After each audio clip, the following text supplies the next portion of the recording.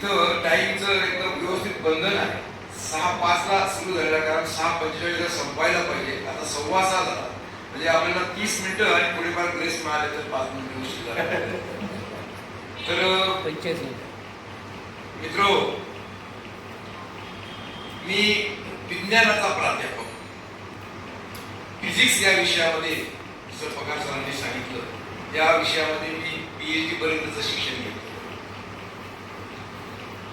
आणि विज्ञान या विषयामध्ये, फिजिक्स विषयामध्ये जवळपास 18-19 पुस्तकं मी अभ्यासक्रमाची लिहिलेली आहे. आणि तो अनुभव, अभ्यासक्रमावरील पुस्तकं लिहिण्याचा जो अनुभव आहे, तो थोडासा एक 10 रेफरन्स बुक्स घ्यायचे, त्याच्यातला एखाद्या टॉपिकवर जेव्हा लिहितो त्यावेळेस 10 रेफरन्स बुकचं वाचन करून त्याच्यातला काय ॲब्स्ट्रॅक्ट फॉर्ममध्ये लिहायचं, ते सोपं असतं. परंतु साहित्य म्हणून निर्मिती करणं हे खरं म्हणजे खूप अवघड आहे. आणि हा अनुभव मला माझं पहिलंच पुस्तक साहित्य म्हणून जे कृतज्ञ कृतार्थनी हे पुस्तक जेव्हा लिहिलं त्यावेळेला आलं. कारण याच्यात तुमचं हे क्रिएशन आहे. विज्ञानाच्या पुस्तकांचं काही क्रिएशन नसतं, ते 10 रेफरन्स पुस्तकातून गोळा केलेलं मटेरियल आपण ॲब्स्ट्रॅक्ट फॉर्ममध्ये गोळा करत असतो. आणि जेव्हा हे पुस्तक लिहिलं, कारण या पुस्तकाची बाय द वे, या पुस्तकाचं जे मी 10-20 नाव यादी केली होती आणि जवळच्या मित्रांना पाठवली होती, त्याच्यातलं हे नाव आपल्यातल्याच आमचे एक मित्र, आपले जे माजी जिल्हाधिकारी BG वाघ साहेब यांनी सुचवलेलं आहे. सर म्हणे हे नाव मला अत्यंत चांगलं वाटतं, तुम्ही हे नाव. नाही तर मग काय, गावाकडची मंडळी, मित्रमंडळी, सडाण्याची आपली सगळी मंडळी, कोणी मोसम खोऱ्यातला मी आहे त्या बागलांच्या, मोसम काय ते तज्ञ, काय बागलांचा वाघ वगैरे वगैरे, हे उथळ नाव होते, हे पुष्कळ आले होते. परंतु हे जे आहे हे अजिबात उथळ नसलेलं, आणि मला जे मुद्दे मला मांडायचे होते, मांडलेले आहेत, ते मुद्दे अगदी उत्कृष्टपणे त्या नावाशी सुसंगत आहे. कारण मी पुस्तक लिहिण्याचं जे काही माझं जवळपास मी एक 97-98 ला, म्हणजे जवळपास आजपासून 25 वर्षापूर्वी, 26 वर्षापूर्वी, म्हणजे मी खूप परदेशात जायचो.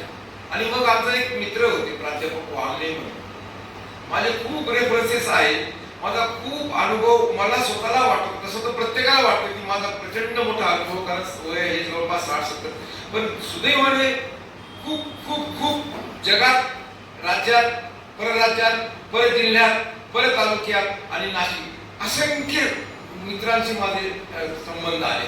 परदेशात, परराज्यात, पर जिल्ह्यात, पर तालुक्यात आणि शहरात आणि गाव. आणि त्याच्यामुळे माझ्याकडे जी शिदोरी आहे तिच्याविषयी मला खरं म्हणजे आत्मविश्वास होता की एखादा शिक्षक किंवा एखादा नोकरीवाला, त्याचं सर्व्हिस बुक इथं भरलं जातं पहिली ओळ, आणि रिटायरमेंट मध्ये तीच ओळ राहते, त्याला कुठे जायचा अनुभवच नसतो. आणि मला प्रामाणिकपणे सांगावंसं वाटतं की मी पण तसाच BSc पर्यंत बुजरा विद्यार्थी होतो, अतिशय बुजरा विद्यार्थी होतो. BSc नंतर 1 वर्ष MSc ला जेव्हा मी पुण्याला गेलो, आणि MSc नंतर सहज कुठेतरी नाशिकच्या एम्प्लॉयमेंट ऑफिसमध्ये BSc नंतर नाव नोंदलेलं होतं, आणि ते नाव नोकरीला एजंटला नोकरी मिळावी म्हणून नोंदलेलो. आणि त्या एम्प्लॉयमेंट मध्ये पुण्याला MSc ला असताना मला कॉल आला की तुमचं, कारण त्यावेळेला इमर्जन्सी होती, मग ते त्या इमर्जन्सीच्या काळामध्ये ग्रामीण भागातील मंडळींना पण इंटरव्ह्यूला बोलवायला पाहिजे आकाशवाणीच्या, म्हणून आकाशवाणीचा कॉल आला. आणि मी पुण्याहून MSc चालू असताना मुंबईला गेलो, आणि तिथं मग ते सगळं माझं सिलेक्शन झालं. आणि मग आकाशवाणीमध्ये मग मी MScचा 8 वर्ष शिक्षण सोडून इकडे आलो. तर तो मुद्दा थोडा पुढचा आहे, पण आपण जे म्हणतो कृतज्ञ मी जे म्हटलोय त्याचं कारण म्हणजे जेव्हापासून मला आठवतं, ते साधारण मला सगळ्यात जुनी आठवण जी आहे, some of the points may not be related to my book, पण एक साधारण माझं आयुष्य काय, व्हॉट इज दिस ऑटोबायोग्राफी. हे म्हणजे ऑटोबायोग्राफी म्हणजे स्वतःच्या विषयीचं बायो, म्हणजे स्वतःच विषयी तो जो नॅरेटिव्ह आहे, हा नॅरेटिव्ह स्वतःविषयी, स्वतःच्या कुटुंबाविषयी, स्वतःच्या समाजाविषयी नेहमी फिरत राहायला पाहिजे, ही ते ऑटोबायोग्राफी असते. आणि म्हणून माझ्या भोवताली ज्या ज्या गोष्टी फिरत आलेल्या आहेत ते या पुस्तकात उल्लेख केलेला आहे. मग मला आठवतं तो मुद्दा मी दिलेला नाही, पण मी मला सगळ्यात पहिली जी काही जुनी आठवण असेल 1955चा माझा जन्म, आणि मला असं वाटतं कैलासवासी भाऊसाहेब हिरे हे काहीतरी 64 वगैरेला वारले असावे, ते लगेच बघते गुगलवर, पण वारले असावे. त्यावेळेला माझे वडील त्या दाभाडी गावाच्या अंत्यविधी करून नेमगावला का मालेगावला अंत्यविधी करून ते परत आले. तेव्हा मी विचारलं कुठे गेले होते, तर म्हणजे अशी अशी मोठी व्यक्ती त्यावेळेस ते 1964 आहे आणि म्हणजे 9 वर्षाचा वगैरे मी असं. तर तेव्हापासूनच्या पहिली आठवण मला आज स्मरणात असलेली सांगतो, तेव्हापासून तर आजपर्यंत त्या क्षणापर्यंतच्या असंख्य आठवणी जे माझ्या संग्रही आहेत, या संग्रही आठवणी मग मला वाटत होतं, मी सांगितल्याप्रमाणे माझ्या मित्राने सांगितलं तुम्ही लिहा परदेशात तुमचे अनुभव लिहा. परदेशात तुम्ही सारखे जातात, इंटरनॅशनल लेवलला सायंटिस्ट म्हणून मी खूप ठिकाणी गेलेलो आहे माझं रिसर्चचं पब्लिकेशन प्रेझेंटेशनसाठी, आणि त्याच्यामुळे मी जवळपास 9-10 देशांमध्ये त्या कामासाठी सायंटिस्ट म्हणून गेलेलो. आणि मग त्या मित्राला मग मी सांगायचो स्टाफ मेंबर म्हणून की सर, ते विचारायचे क्युरियसली की कसं तुमचं हे झालं, त्या देशातलं काय अनुभव, त्या देशातलं सर तुम्ही पुस्तक का लिहिली. म्हटलं पुस्तक लिहायला मी तुम्हाला ते लिहाय, कारण तुम्ही साहित्यिक आहात. प्रकाश वामने नावाचे चांगले साहित्यिक आहेत, प्राध्यापक आहेत, ते चांगला माणूस आहे.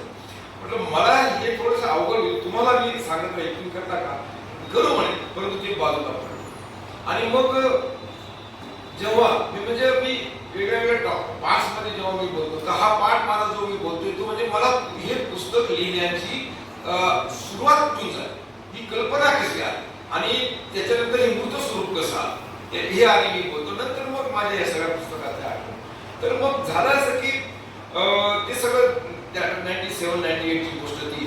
नंतर मी 2017ला अमेरिकेला दरवर्षी 2 वर्षांनी जात वगैरे असतो. आमची मुलगी वगैरे आहे, त्यामुळे एवढी 2 वर्षाची जवळपास किंवा कधी कधी रिपीटेडली दरवर्षी पण जात असतो.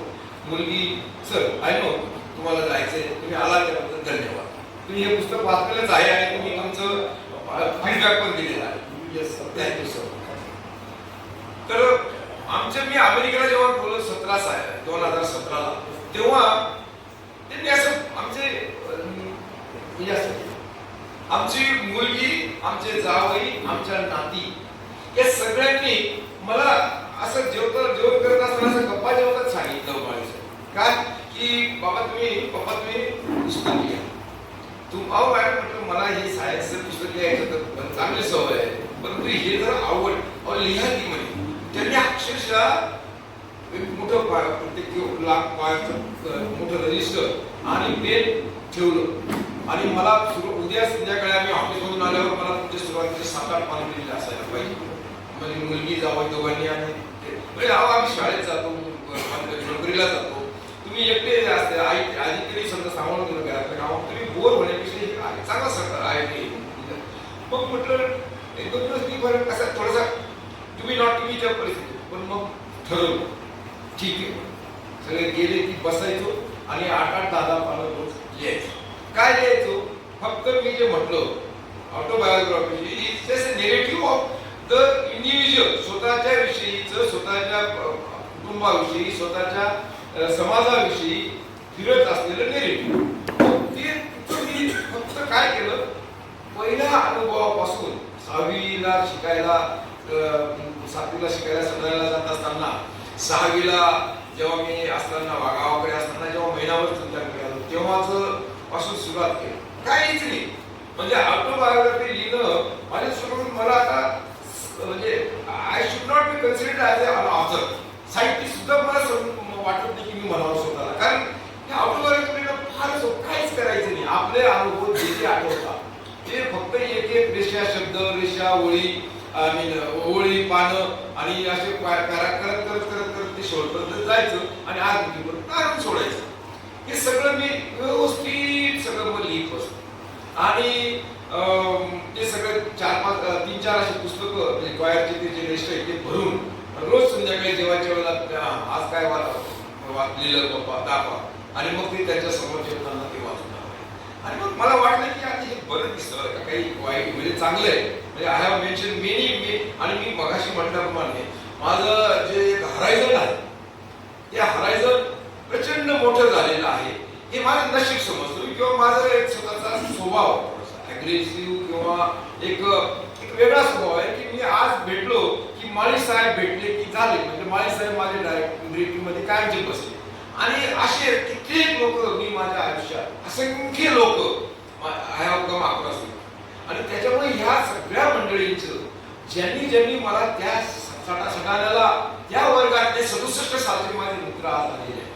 अविनाश कुलकर्णी आणि दिलीप कोथरा नावाचे हे माझं 67 सालचे, म्हणजे 23 आणि 48 वर्षापूर्वी आम्ही एकत्र शाळेत एका वर्गात होतो. ते दोघं मित्र आले आणि मग तेव्हापासून आमचं ते सगळी सुरुवात झाली. मग तेव्हा सुरुवात झाली. मग हळूहळू त्या लोक म्हणजे तुम्ही काही डायरी लिहित होते का? कारण तुमचं इतके मुद्दे आणि इतके लोक तुम्ही नावं ठेवले 50-40 वर्षापूर्वीचे सगळे एक आणि दोन नाही असंख्य नावं या पुस्तकामध्ये तुम्ही वाचत तेव्हा लक्षात येते की प्रत्येकाने काही ना काही मला मदत केलेली आहे. कुठल्या ना कोणत्या स्वरूपामध्ये मित्र म्हणून, नातेवाईक म्हणून, अधिकारी म्हणून, शिक्षक म्हणून, पॅरेंट्स म्हणून, नातेवाईक सगळ्या मंडळींनी मला ज्या पद्धतीने मदत केली आणि मला ह्या अशा ठिकाणी आणून ठेवलं की जिथं बीजी वाघ नावाचं कलेक्टर बीजी वाघांच्या सारखं रेकॉग्निशन मिळालं आहे. माझ्या नशिबात आणि त्याच्यातच मला धन्यवाद. IAS होणं सोपं, पण शिक्षकातून ते रेकॉग्निशन IAS होणं अवघड, परंतु शिक्षकातून हे जे करणं हे जरी ते आपल्याला वाटतं की अरे यांचे पण हजारो मित्र असतील, या ताईंचे पण हजारो मैत्रिणी असतील, काय विशेष आहे.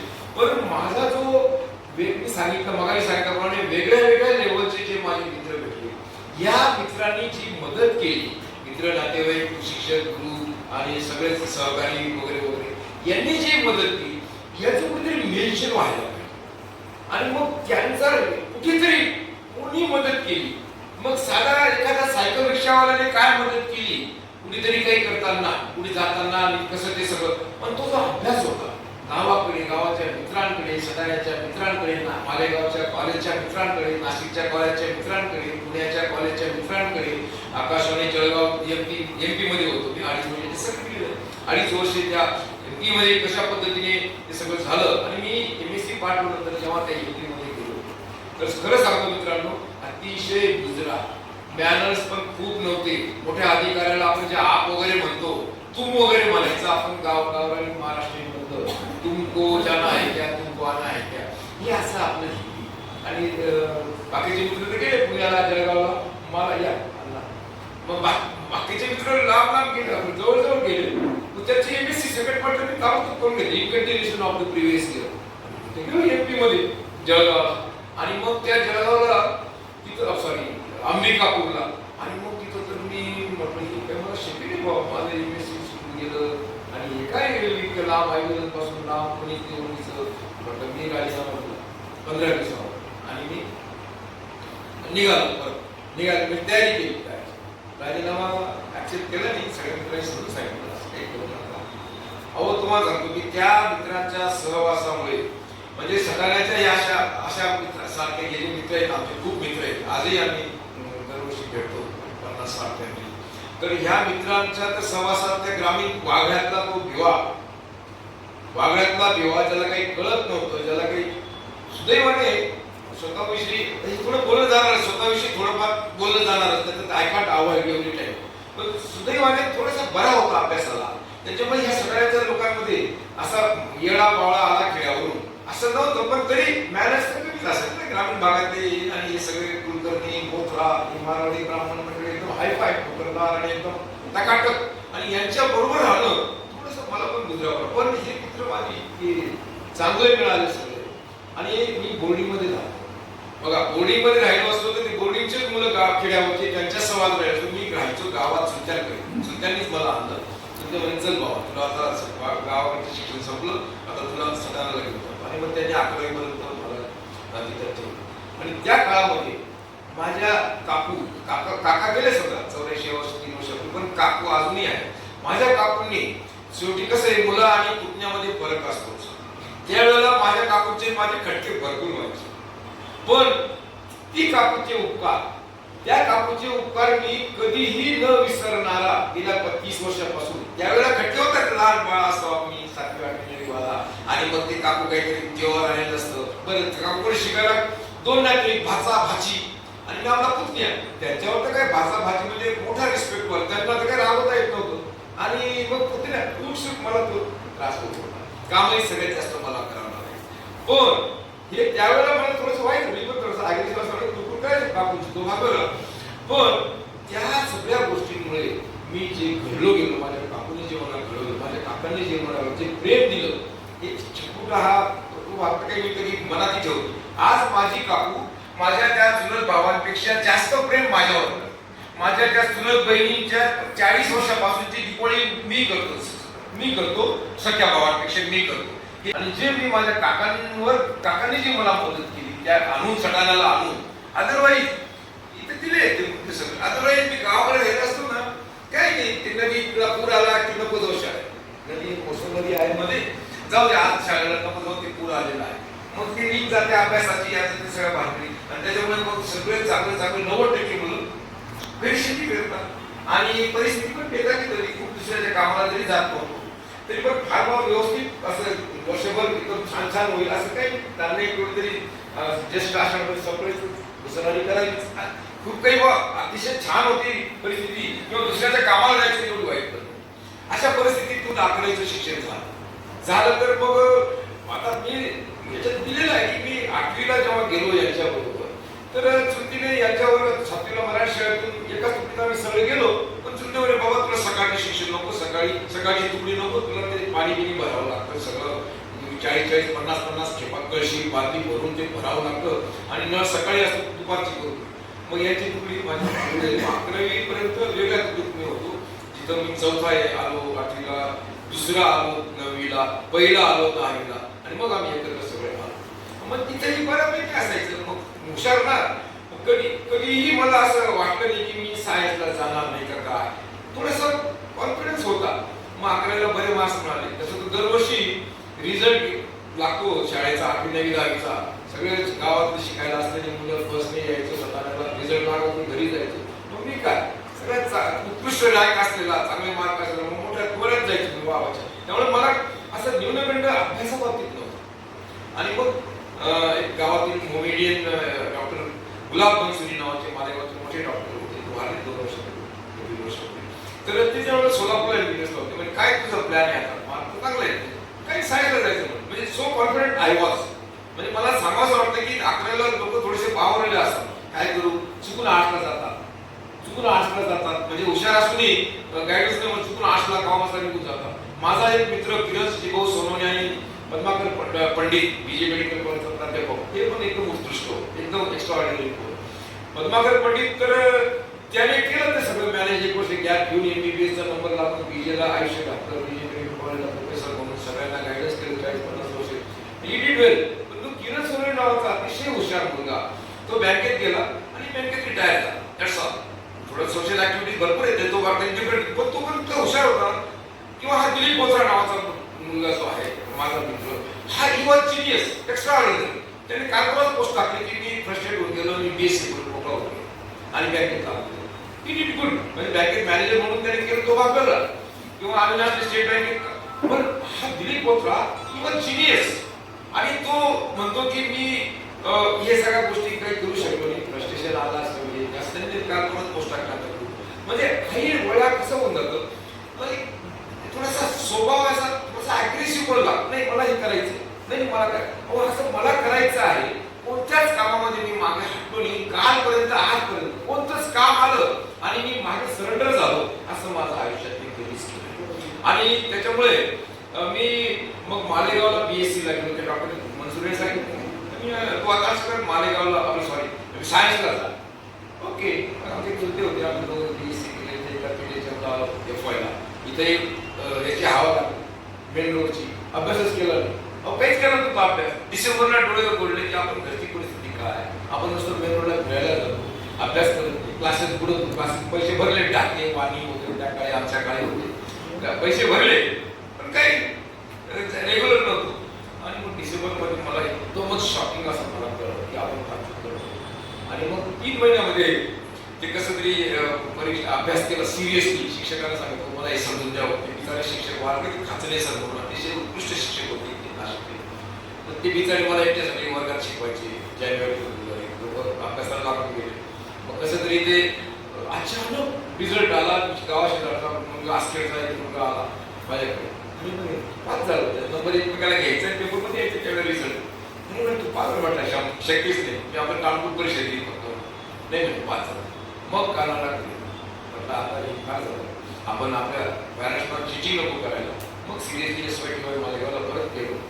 BSc केलं आणि मग MSc ला पण त्यावेळेला इथं आलो. BSc नंतर MEP मध्ये शिक्षकी व्यवसायासाठी अर्ज द्या नोकरी द्या करायची त्यावेळेला. तर तू असं घरी जा कटिंग करू कशी दुसऱ्या दिवशी साहेबांना भेटू तिसऱ्या दिवशी बरं असं काय घरी जा आणि घरी तुला ऑर्डर त्यांना ते सगळं मॅनेज करायचं असतं. आणि मग घरी गेलो तर हीच ऑर्डर आली कोणती MSc ॲडमिशनची माझ्याकडे अर्ज करून ठेवला.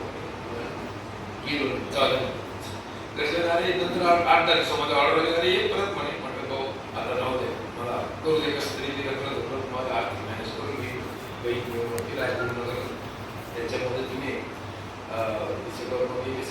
झालं. आणि मग हे जेव्हा आकाशवाणी झालं तर चल आता एवढी बारीक नोकरी मिळाली तर तिथे जॉईन होतं सेकंड पार्ट.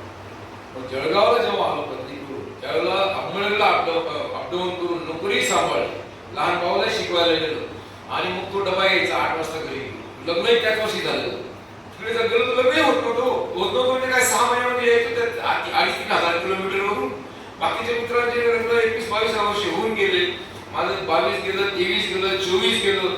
आता कधीतरी यायचं ती मुलगी पाहिली पसंत आहे ती मुलगी पाहिली पसंत गेलो परत.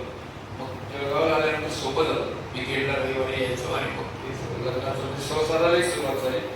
भावालाही शिक्षणाला नेलं आणि मग ते 1 वर्षामध्ये सेकंड पार्टी पूर्ण करून नेक्स्ट डे आले तिथे. बरं कामाला व्यवस्थित इतकं व्यवस्थित होतं की म्हणजे माझा स्वभाव असा की आयुष्य आम्ही जातं टॉप काही कुठे का असेल म्हणजे मग मी कमी नको पडायला म्हणून स्ट्रगल केलं असतं. असं काही नाही की नुसतं वाम मार्गाने किंवा चुकीच्या मार्गाने टॉपला पोहोचण्याचा प्रयत्न नाही करत. कष्टाने जिद्दीने आणि कसं टॉपला कसं जाता येईल नॉट ओनली माय अकॅडमी. मग माझ्या मित्रांमध्ये मला सगळं मी कसं उचलून जायला पाहिजे याचे आटोकाट प्रयत्न करत असतात. तेच माझे ट्रॅकवरचे आकाशवाणीचे मित्र आलेले त्यांना पण हे सगळं जाणीव झालेली आहे की वाच का तर मी कधी त्यांच्याबद्दलचं प्रेम हे आणि मदत आणि त्यांच्यामध्ये मिक्स होणं ज्या the day on which I got retirement on 31 मे 2016 ज्या दिवशी रिटायर झालो तेव्हा मी फक्त भिवा वाघ नावाचा माणूस नाही. मला बरीच मंडळी अशी असते की मी प्राचार्य मी भिवा वाघच आहे आणि भिवा वाघ दुसरा एखाद्या XYZ माणसासारखाच आहे. त्यामुळे मला कुठल्याही प्रकारचा मान सन्मान रिस्पेक्ट फार काहीतरी वेगळं अपेक्षा झिरो ठेव आणि त्यामुळे अपेक्षा भंग होत नाही दुःख होत नाही आणि एन्जॉय करतो. तर मग हे सगळ्या गोष्टीतून मग या बरं इथं यायचा फायदा असा झाला कारण मग ते दुसरं चॅप्टर जे माझं या पुस्तकात आहे हे तर करिअर तर मग मी कालपर्यंत जे आजपर्यंत घडलं ते सगळं करिअर विषयी तर लिहिलेलंच आहे. आकाशवाणी मग इथं आलो इथं मग डॉक्टर वसंत पवारांनी मला ITIचं प्राचार्य केलं. नंतर मग मी PhD करायला जॉईन व्हायला गेलो. PhD केल्या मग अमेरिकेचे परदेशाचे प्रवास सुरू झाले सायंटिस्ट म्हणून. आणि बघा नशीब असं की मी खरं म्हणजे माझा एक डॉक्टर संतोष निकम नावाचा खूप जवळचा मित्र होता. तर ते औरंगाबादला PhD करत होते प्राध्यापक आणि ते म्हणायचं तू पण चल म्हटलं सुट्टीमध्ये काही काम नसायचं 2 महिने त्यावेळेला 60 दिवस सुट्टी असायच्या आणि 30 दिवस दिवाळीच्या चल तू चल केलं रजिस्ट्रेशन केलं सगळं ते. पण ते झुलाजी बिलाजी त्यांचा विषय डिपार्टमेंट एकदम बाहेर आमच्या तिघीचं प्रोग्रेस आलं आणि काही प्रोग्रेस होतो. सुट्टीमध्ये जायचो महिना थांबायचो काही प्रोग्रेस होतो. मग एकदा आमचे येणार भगाने नावाचे प्राचार्य मेडिकल कॉलेजचे एकदम मोठे अतिशय नामवंत असे ते प्राचार्य त्यांचं नाव आजही काढलं जातं. मग ते एक दिवशी म्हणे त्याचा कोणीतरी एक माणूस त्या लिस्ट मधला सिनियर म्हणे त्याचं नाव पाठवलं होतं दिल्लीला दुसरीकडे तो जात नव्हता आळशी होता.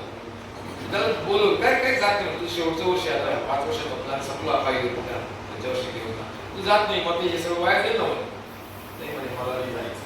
मग ते म्हणजे पण काढून आणि PS पाटील मायक्रोबायोलॉजी. आणि मग मला बोलवलं लेक्चर चालू असताना, तर तुमचं पीएचडी चालू आहे का? मग वास्तविक माझं पीएचडीचं रजिस्ट्रेशन झालं. कारण ते कामच होतं, मग 2-4 वेळा सुट्टीमध्ये गेलो, काही कोणी सोडून काही दिसत मला अंदाज.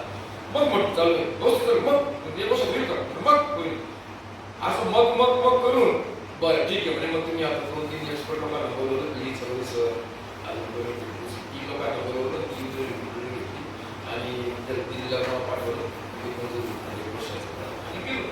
पुण्याला जाणं पीएचडी करायला हेच तर नशिबाने अशा माणसाकडे गेलो की जो आजही 74व्या वर्षी डॉक्टर सतीश ओगले नाव, सतीशचंद्र ओगले नावाचा शास्त्रज्ञ, आमच्या आयरे सरांचे क्लासमेट्स होते त्यावेळेला.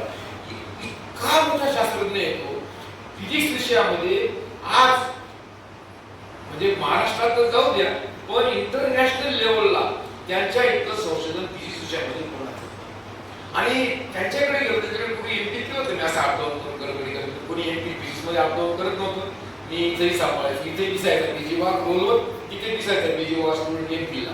यासाठी एक वर्ष धावपळ करून पूर्ण केलं होतं. तर सर मला पीएचडी करायचं म्हणजे म्हटलं मिळेल का? मग त्याची लहर आली, त्यांना लहरी म्हणजे हो काढ दिला आणि माझं करिअरच बदललं. ते जर मी औरंगाबादला किस्मत पडलो असतो, कदाचित पीएचडी झाली असते 2-4-5 वर्ष जाऊन घेऊन, बस तेवढंच राहिलं असतं. पण ह्या माणसाचा रिसर्च अगदी जागतिक लेवलचा फ्रंटलाईन रिसर्च होता. आणि मग त्या फ्रंटलाईन रिसर्चमुळे झालं असं की माझा रिसर्च अतिशय चांगला झाला आणि इंटरनॅशनल लेवल झाला. आणि मग त्याच्यामुळे मग मला या सगळ्या लोकांनी मला घडवलं हेच याच्यात आहे. कृतज्ञता म्हणजे पुण्याला एम.जी. ताकवले कुलगुरू, आर.जी. ताकवले कुलगुरू, निगवेकर युजीसीचे अध्यक्ष, हे 3 लोक मला भिडे, विजी भिडे, एम.आर. भिडे, ही लोक मला शिकवायला होते, जे आज त्यांचं नाव जगभर आहे किंवा नॅशनल लेवलला आहे. आणि मग हा एक फ्रेश 74 हे ओगले यांनी मला खूप संधी दिली, खूप चांगलं काम करून घेतलं. 1 वर्ष नंतर म्हणजे आता तुला तुझ्या पद्धतीने यावं लागून पूर्ण करावं लागलं तुझं जे काय आहे. येस आहे.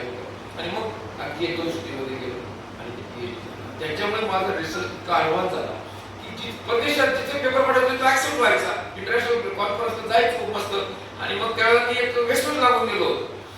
व्यसन लागायचा आधीचा पण एक शाळेतला अनुभव असा होता की माझ्याकडे 2 रुपये असते ना, कुणीतरी घरच्यांनी दिलेले किंवा सुट्ट्यांनी दिलेले, तर मी पहिलं काम करायचं शाळेमध्ये काही परीक्षा असते ना, 12 मार्क्स ते पैसे भरायचे आणि त्या परीक्षेला बसायचो आणि त्या परीक्षेमध्ये पास व्हायचो.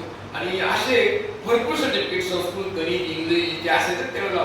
राष्ट्रभाषेत ड्रॉइंग, इलिमेंटरी आणि काय दुसरी कोणती असते त्या ह्या सगळ्या परीक्षा वेळेसारखं मी फार करायचं. काही लेखक सुद्धांनी कोणाला तरी भाडं दिलं, जाऊन ये त्या आधी घेऊन ये आणि त्या मावशीला तुझे घेऊन ये, काही काम होतं तर पैसे घेऊन त्यांना घेऊन ये. त्यांना दिले नाही. दुसऱ्या दिवशी फॉर्म भरला, तेवढे त्यांना पैसे दिले तर नाही काय केलं, काही फॉर्म भरला प्रश्न. म्हणजे असं परीक्षेचं फॉर्म भरायचं वेळ होतं तेव्हापासून. आणि म्हणून मग ते माझं आयुष्यभर टिकली. इथेही कुठे काही एखादी स्कीम असली की रात्री 2-2 वाजेपर्यंत कॉम्प्युटरवर भरायचं फॉर्म आणि पाठवायचं. आता हे सगळं करत असताना जेव्हा मी पीएचडी झालो आणि सगळं हे इंटरनॅशनल लेवलला सायंटिस्ट म्हणून माझं नाव कमवलं, त्यावेळेला नेमकं 97 साली डॉक्टर डी.एस. आयर आणि मालजीराव मोगल यांच्या पॅनल निवडून डॉक्टर वसंत पवार हरले आणि त्यांनी माझी बदली पेटीएम म्हणून पिंपळगाव. हे टॉप हिट लिस्ट मधले माणसं जे वसंत पवारांचा सगळं मी केला होता. असं केलं होतं आम्ही मित्रमंडळी फिरायचो आणि मग बदली होतच नव्हती. अखेरी यांची झाली, यांची कॅन्सल झाली. रामचंद्र बापू यांचे सतीश मेवणी असल्यामुळे, शालक असल्यामुळे किंवा ते संतोष निकम त्यांचे एक अशोक गायकवाड नावाचे त्यांचे डॉक्टर, या सगळ्यांचे संबंध असल्यामुळे त्यांचे आणि मी आपले चक्रा मारायचो काही करतच नव्हते. मग एका प्राचार्याची आवाज जाहिरात की म्हटलं यांना निदान माझा बायोग्राफी त्यांना समजून काय आहे. नवीन मंडळी आलेली ये वसंत पवार सगळं डिटेल माहिती होतं. हे नवीन आलेली यांना काय माझं माहिती नाही म्हणून आपल्याला कॅन्सल. मग मी माझा अर्थ प्राचार्याचा त्याच्यासाठी एकही गोष्ट अतिशयोक्ती नाही, काहीच अतिशयोक्ती. मी जे बोलतोय ना, माझा स्वभावाचा हा एक भाग आहे की 100% ट्रान्सपरन्सी असते. एखाद्या वेळेस कदाचित थोडंसं होईल समज मग मी तो अर्ज केला आणि 2000 साली इंटरव्ह्यूला 97 ची बदली 3 वर्ष मी आपलं अपलोड करत होतो. काही विशेष नव्हतं का आता ते किरकोळ वाटतं किरकोळ वाटतं. आता लोक सध्या नागपूर मालेगाव करतात. तर त्यावेळेला ते असं वाटायचं की अपमान वाटायचं. हा बरं आपण ग्रुपीचं आयुष्य काढलेलं. मग मी तो अर्ज केला आणि माझ्या पद्धतीने हाऊ कुड आय मॅनेज मी जी कमिटी होती पुणे विद्यापीठाची त्या कमिटीला आणि मॅनेजमेंटची कमिटी असे 10-12 लोक इंटरव्ह्यू. मी काय केलं 10-12 बायोडेटाच्या कृती आणि शिकवायला दारावर मी मध्ये माझा नंबर आला या कृती सगळ्यांच्या टेबला ठेवून ठेवली पाहत होते. आणि मग ते जे अध्यक्ष होते कमिटीचे तो मोठा माणूस होता जाधव खूप मोठा माणूस तो प्राचार्यांच्या महाराष्ट्र लेवलच्या सर्वांचा अध्यक्ष होता. महाराष्ट्र तिथले जे संस्थेचे प्राचार्य आणि ओळख नव्हती माझी पाहिलं. मग मॅनेजमेंटला सांगितलं मॅनेजमेंट कशी असते बघा ह्या सगळ्या लोकांचे उपकार कसे की ज्यांनी माझी बदली केली ना त्यांनीच जेव्हा त्या जाधवांनी सांगितलं की या माणसाला घ्या अहो तेच हांडे साहेब सोशलिस्ट विचारायचा माणूस विठ्ठलराव हांडे साहेब ते पण त्या बॉडीमध्ये घेऊन आले. हांडे साहेब म्हणे आता हे सांगतायत ना तर यांना घ्या सांगतायत नाही की हा माणूस चांगला आहे याचा बायोडा स्ट्रॉंग आहे मग यांचं विद्यापीठाचा माणूस सांगता पण घ्या ना कोणीतरी म्हणे अहो म्हणे आहे डॉक्टर पवार प्रचार करा यांची बदली केली आपण त्यांना कशाला घ्यायचं मॅनेजमेंटचा एक माणूस मग कसलं मास्तर लोक कसलं प्रचार कसलं काय मॅनेजमेंट त्यांना काय थोडंसं नाव तिथं माझं सिलेक्शन मी विरोधी प्रचार केल्यामुळे बदली झालेला माणूस माझं सिलेक्शन त्याच काळात झालं याचा पण मला अभिमान आणि त्याच हांडे साहेबांनी मला इतकं जवळचं मानलं की त्याच्याविषयी पण मी ह्या पुस्तकात व्यवस्थित लिहिलं. आता ठाकरे साहेब हे नंतर माझे काही झाले म्हणजे त्यांच्या मुलाला नितीन ठाकरेंच्या लहान भावाला माझी भाजी ती जिवंत असताना मीच लग्न जमवलं. या ठाकरे साहेबांनी पण मला तुम्हाला सांगतो जेव्हा या ठाकरे साहेबांनी त्यांच्याविषयी अख्खा जिल्हा काय पण महाराष्ट्राला माहिती ठाकरे साहेब किती मोठे ग्रस्त होते बीजी ठाकरे नाव तर या माणसाने इंटरव्ह्यू त्यांच्याकडे जावं लागायचं फोन घ्यायचं इतका इंटेलिजंट डोकं की 3-4 मिनिटांचे फक्त तो पोरगा आला कॅन्डिडेट त्यांच्या घरी पाठवायचे शिक्षणाधिकारी आणि मग ठाकरे साहेब बसलेला असेल काय मी मला यांनी पाठवलं काय बोललं अहो 3-4-5 मिनिटांमध्ये त्या माणसाचं एवढं कोणाला जमणार मला तुम्हाला कोणाला जमणार त्या माणसाने 3-4-5 मिनिटांमध्ये ओळखून घेतलेलं त्या माणसाचा अभ्यास करायचा की हा कसा आहे आणि मग त्या अभ्यासानुसार आणि ह्याच्याशी चुकलं नाही ना मागचा 40 वर्षाचा अनुभव असं की आपण म्हणतो नाही असं काय 2 मिनिटात पण काय अभ्यास ज्यांना हुसकून द्यायचं त्यांना हुसकून पण दिलं त्यांनी म्हणजे त्यांचा अभ्यास चुकत नव्हता त्यांना 2-4 मिनिटावरून त्यांचा अभ्यास करून लगेच सांगायचं ठीक जा आणि लगेच 2-4 मिनिटांमध्ये ऑर्डर निघायची आणि असे कित्येक लोक आता व्ही.एम. पाटील सर पण 78 वर्ष त्यांना इथं आहे ते त्यावेळेला जेव्हा लागले ते असंच त्याची उदाहरण कहाणी असं बाबूराव ठाकरे अशीच कहाणी असते आणि सगळ्यांच्या कहाणी ठाकरे साहेब असे होते. तर ह्या ठाकरे साहेबांनी जेव्हा लग्नाच्या आमच्या नातीचं लग्न काहीच नाही गेलो बाचीला घेऊन आलो आमच्याकडे काही पाहिजे मुलाने आईने त्यांच्याकडे चला ते नारायण सुळे नावाचे जे डॉक्टर आहेत आमचे ते मित्र आहेत त्यांची जाव आहे ते म्हणे अरे काय मुलगी म्हणून आहे मग ते सगळं झालं आणि मग ते बसलं.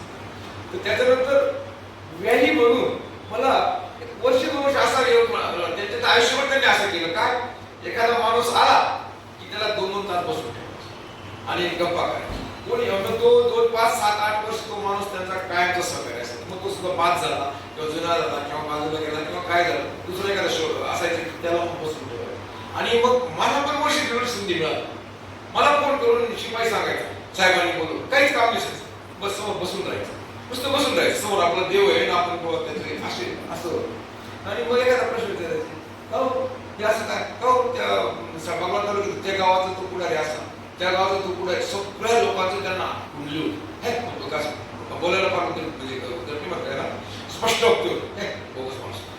अशा पद्धतीने ठाकरे साहेबांनी मला जेव्हा जपानला जायचं होतं जपानला जायला त्यांनी बोलून घेतलं सांगितलं जपानला चाललं हो पैसे कुठं अर्थ पाठवलं लगेच क्लार्क लगेच ड्राफ्टिंग केलं रामरावाजी कारमंत्री होते त्यांना मुख्यमंत्री देतो बरं ते मी जरा आणि अशा पद्धतीने ह्या लोकांनी मला DSIR यांनी सुद्धा मी सांगितलं माधुराव काकांनी पण सायकल माझ्या तरी सायकलला सुरुवात झाली प्राचार्य दिंडोरीला परत गेलो, सटाण्याला गेलो. सटाण्याला माझं 8 दिवस 4,000 विद्यार्थी 4,500 विद्यार्थी रस्त्यावर बसले आणि आम्हाला हात प्राचार्य पाहिजे. बंदी जेव्हा माहिती झाली पिंपळगावला तर काम करताना रखडून काम केलं. हातचं राखून किंवा कंजूशी करून किंवा कोणी एखादा सहकार्य मिळायचा तुमचा कुठे पुतळा बांधला आहे काय पुतळा बितळा येत नाही सगळे काम कर कामाने नाव असंच मी आयुष्य कुटुंबाविषयी बोलायचं म्हणजे सुट्टीमध्ये जेव्हा आता मला कमी वेळा शॉर्टमध्ये वाटतो. आता हे झालं माझं academically I have earn lot of credential. आज मी अकॅडमिक एवढं करत असताना मी जेव्हा सुट्टीमध्ये जायचो द्राक्षाचं मित्राच्या बागेत गेलो फोडून आले एवढं द्राक्षाच्या काड्या काढल्या बाग लावला. पहिला एकर लावला, दुसरा एकर लावला. लहान भाऊ होता अशिक्षित होता, मनीला आणि पायजामा घातलेला, नवी झालेला हुशार होता पण त्याला मी काढलं. आणि मग त्या भावाने मला सहकार्य असं केलं की मी जी काय मदत करायचो द्राक्षाचा एकर झाला, 2 एकर, 3 झाला, 4 एकर, 10 एकर, 15 एकर, 20 एकर. आज तो नामवंत त्या तालुक्यामध्ये काय पण गणिती तर नामवंत 25 एकर द्राक्ष झाला, 24 एकर द्राक्ष बागायचा. उत्कृष्ट नाव म्हणजे त्याच्या मुलांचंही मी व्यवस्थित केलं. म्हणजे माझ्याकडे पकड बसायची हे सगळं मुलं करायचे जेवायला. लहान लहान मुलं पहिलीपासूनची मुलं आणायचो MSc पर्यंत शिकवायचो भाषे नाती आणि त्या सगळ्यांचं. म्हणजे मला काही लोकांनी या पुस्तकाविषयी जास्त का केलं की तुम्ही स्वतःच नाही केलं, तुम्ही तुमच्या कुटुंबाला मोठं केलं, तुमच्या बॅकग्राऊंड नातेवाईकांना मोठे केले. हा या पुस्तकामध्ये दुसरा चॅप्टर आहे. आणि मग तिसरा चॅप्टर जे आहे ते तिसरा चॅप्टर कुटुंबाचं तर मग माझी मिसेस आता मिसेसचं नाव 2 मिनिटं तर माझे घेतलं नाही तर परत पाप होईल. आपण माझी शेवट असतो पण याचं कारण असतं माझ्या रिटायरमेंटला माझी बायको शिकायची बसली स्टेजवर 65 लोक बसलेले आमदार खासदार मंत्री माझी आजी डायरेक्टर आजी माझी अध्यक्ष सगळे 65 लोक समोर 700 लोक आणि मी माझ्या भावनेच्या भारामध्ये माझ्या बायकोचं नाव घेतलं की हिने मला सहकार्य. आणि खरं जे क्रेडिट आहे ते फक्त आणि फक्त माझ्या मिसेसचंच क्रेडिट आहे हे पोरांना सांभाळायला. 8-8, 10-10 पोरांना पंगतमध्ये जेवण घालायचं, त्यांचे कपडे त्यांचे डबे त्यांचं सगळं करणं, त्यांचा अभ्यास घेणं, त्यांना बस स्टँडवर सोडणं, बस स्टॉप, या सगळ्या गोष्टी त्यांनी केल्या 10-10, 15-15 वर्षे. म्हणून कुटुंब पण मोठं झालं आणि मला पण अशाच प्रकारे मुलगा सचिन आहे नामवंत प्लास्टिक सर्जन, नाशकातला सध्याचा top most plastic surgeon, MCA plastic surgeon. आणि त्याने पण त्याचं असं नाव कमवलेलं आहे कामाने. कुठे कोणत्याच राजकारणात भाग घेत नाही. आता त्याला मेडिकल कॉलेजवर काय त्याला घेतलंय नंबरला तो कंटाळा करतो जायचा. अरे म्हटलं नाव घेतले तर जायचं ना, पण मला वेळ पाहिजे ना लोकांना. आणि इतके ना तुम्हाला म्हणजे सचिन वाघ कोणाला विचारा तुम्ही त्याचं नाव असं आहे की सर तो सचिन वाघकडे तो पेशंट जाऊन तो ओळखीचा आणि उतरता जिन्यावरून मला फोन करतो काय कोण आहे सर तुमचा काय सर इतकं गुणगान तुम्हाला लागणार सर कोणी प्रत्येक नातेवाईक ओळखीचा मित्र गेला इतकं त्याचं वागणं आहे. मुलगी अमेरिकेला अत्यंत चांगल्या पद्धतीने नात आमची आता ग्रॅज्युएट होते आणि चाललोय कन्व्होकेशनला. दुसरी नात पण खूप अमेरिकेत नाव कमवते कॅलिफोर्निया इकडे तिकडे ती जाते 10वीचीच आहे खूप नाव. म्हणजे माझा संसार विज्ञान सगळे तर केले गावाकडचे सगळे नातेवाईक पण माझा इथलं मुलगा मुली कुठेही सून पण आमची अॅनेस्थेसिया आहे आणि ती पण एका हॉस्पिटलमध्ये पण करते त्याला मदत करते. म्हणजे कुठेही असं वाटत नाही. जावई श्रीरामपूरचे लबडे मंडळी अत्यंत चांगले वेळी मिळाले 78-80 वर्ष वय. म्हणजे जावई आणि मुलगा सून सगळे आता हे आमचे वेळी पण आले ते मुलीचे सुनेचे ते राहुरीला कृषी विद्यापीठाला त्या अतिशय इंजिनियर होते. आम्हाला तर खरं एकदम गरीब जावई पाहिजे होतं पण ते नंतर कळलं की पण एकदम आनंदाने सगळं चालू आहे. मुलीचा सुनेचा दोघांचं कोऑपरेशन इतके तुम्हाला आश्चर्य वाटेल. प्रत्येक घरामध्ये सून आणि या दोघं जे आहेत ना लग्न झाल्यापासून आजपर्यंत 12 वर्ष झाले असतात बहिणी सारख्या भाऊजाई आणि मुलगी अमेरिकेची मुलगी जी आहे इथं होती 5 वर्ष पुण्याला म्हणजे बहिणी सारख्या असतात दोघी. इतकं छान त्यांचं दोघांचं बॉन्डिंग याच्याविषयी काय पाहिजे. आणि मग हे दुसऱ्या चॅप्टरमध्ये हे सगळं दिलेलं आहे. आणि तिसऱ्या चॅप्टर जे आहे जगाची सफर याच्यामध्ये जे काही 22-23 देशांमध्ये फिरलो त्याच्यामध्ये 10 देश आम्ही आणि आमच्या मित्रांचा ग्रुप बघितलं. मग मित्राची कसरत नाही सर माळे साहेब इथं आता आमचे भांबे साहेब आयरे साहेब आम्ही रेग्युलर चाललो कुठेतरी फिरायला. आमचा आकाशवाणीचा ट्रॅकिंगचा ग्रुप आहे चाललो काढतात सगळं ठरवतो आणि चाललो. पण 99.9% ऑफ द टाइम फॅमिलीसच. एखाद्या वेळेस चुकून कुठे एकटं गेलो 4 मित्र 1 दिवसासाठी थोडं सोडलं की फॅमिलीसच जायचं, फॅमिली बरोबर एन्जॉयमेंट करायचं. पाठी सगळं म्हातारे 80 वर्षाचे 78 तरी त्यांची पण फॅमिली असा वेगवेगळा ग्रुप आहे आमचा. आणि मला ग्रुप फार सगळे लोक मला नाव घेतात, सर तुमचं ह्या ग्रुप बरोबर आहात, त्या ग्रुप बरोबर आहात, त्या ग्रुप बरोबर आहात. किती ग्रुप तयार झाले आणि हे सगळे ग्रुप आणि या सगळ्या परदेशातल्या या सगळ्या चक्करमुळे अमेरिकेला 10-12 वेळा जाऊन आलो, इतर देशांमध्ये जातो, असं चालूच आहे. या सगळ्या मित्रमंडळींमुळे माझं जीवन सुखी झालं. आणि ज्यांनी ज्यांनी मला आयुष्यामध्ये मदत केली, ज्यांनी ज्यांनी मला आयुष्यामध्ये मदत केली, त्या सगळ्याची कृतज्ञता या सगळ्या पुस्तकामध्ये कुठेही चुकूनही एखादं राहिलं असं नाही. हा, एका शालाचं चुकून उल्लेख राहिला तरी आमच्या मॅडम नाराज आहे. सर म्हणजे माझे 4 भाऊ, तुम्ही 3 भावांचं बऱ्यापैकी सांगितलं, एका भावाचं चुकून राहिलेलं नाही. सणाने ससरे आपली एखाद्या होऊन जातं चुकून, एखाद 2 प्रिंटिंग मिस्टेक पण आहे. उदाहरणार्थ मी 20 वर्ष आणि 10 महिन्याचा असताना आकाशवाणीच्या नोकरीला गेलो, इथे हिशोब चुका म्हणून 19 वर्ष 10 महिने गेले. आता पुढची आता इथं 1000 प्रति संपावर आलं, पुढच्या प्रतिचा करेक्शन पण करता येईल. म्हणून थोडक्यात माझं जे जीवन ज्या मंडळींनी, ज्या नातेवाईकांनी, आता आमचे जावई पण साडूंचे जावई पवार साहेब ते डेप्युटी इंजिनियर, त्यांच्याबरोबर आमचा युरोपचा वगैरे दौरा झाला. म्हणजे आमचं एकटा कधी मला कशातून इंटरेस्ट आणि मी कोणाला सोपवलं ना, आता यादव अण्णा आहे हे यांच्याबरोबर आता कातपरा चला जाऊ आपण कुठे केलं चला. मग एवढी एकटी फक्त माणसं एवढं तुम्हाला सगळं जावंच आवडतं. आणि म्हणून मला या सगळ्यांमुळे ज्यांनी मला आयुष्यात मदत केली, फार अगदी 66 सालच्या अविनाश कुलकर्णी पासून तर काल परवापर्यंतच्या नवजीवन इन्स्टिट्यूटचे देशमुख, अहो परवा देशमुख आले, ते म्हणे सर मला परत यायचे ॲडवायझर आहे त्या संस्थेमध्ये, नाही तुम्हाला परत यायचं म्हटलं. आता काय करायचं, नाही त्यांनी मला सगळं पाकिट दिलं पाहिजे. मला पैशाचं नाही, आलं तरी फुकट कर, पण ते ऐकून त्यांनी पैशाचं सगळं पाकिट. म्हणजे सगळीकडे मला लोकांना कोणीही मला केव्हा सोडत नसतं. मला ते बाळासाहेबांनी प्रेस सोडू नका, चालू द्या. मी 80 वर 85 88 वर्षाचा माणूस, कशाला तुम्ही सोडता? नाही मला आता 65 झालं, आय वॉन्ट टू स्टॉप. म्हणजे मी बळजबरी बाहेर जिथं नाही तिथून बळजबरी बाहेर कोणत्याही ठिकाणी आणून याला हुसकुवा असं कधीही झालं. नोकऱ्याच्या बदल्यांच्या ठिकाणी तुम्हाला स्वतःला तसं पिंपळगावला, तसं शेड सायकोडा हे सगळे उल्लेख केले, आता सांगू. पण या सगळ्या लोकांनी जिथं गेलो तिथं त्यांच्यामध्ये मिळून मिसळून मिक्स होऊन त्यांनी जे मला सहकार्य केलं, त्यांनी जे मला प्रेम दिलं, त्याची कृतज्ञता व्यक्त करायला ही प्रचंड मोठी संधी मिळाली. आणि मला असं वाटतं की ज्यांना ज्यांना अशा आयुष्याचे अनुभव आहे त्यांनी त्यांचं कुठेतरी लिखाण करून ठेवलं, ते पुढच्या पिढीला खरोखर कामाला आहे. आता माझ्या ठीक आहे मुलाने काही मार्गदर्शक थोडंफार सूचना दिल्या होत्या, पण पुढच्या पिढीला पण ते कामाला येईल. आणि हे कायमचं लेखन झालेलं असतं, त्यामुळे आत्मचरित्र लिहिणं हे मला तरी वाटतं चांगलं आहे. मी त्याच्या आधी 5-6 आत्मचरित्र वाचले होते, असं काय नाही की घडलं लिहून टाकू.